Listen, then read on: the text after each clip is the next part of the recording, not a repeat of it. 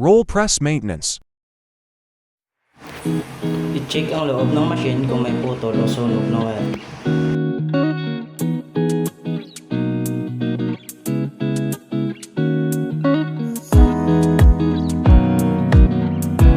Punasan ang machine gamit ang malinis na tila para matanggal ang dumi sa ibabaw at table ng machine.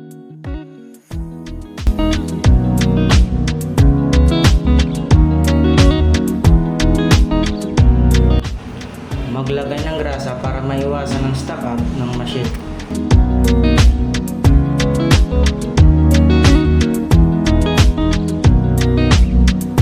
Mag-spray ng WD-40 para matanggal yung mga kalawang.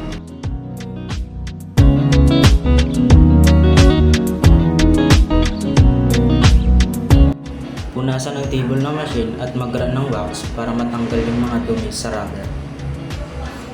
Same process lang po ito yung ginagawa namin sa ibang machine.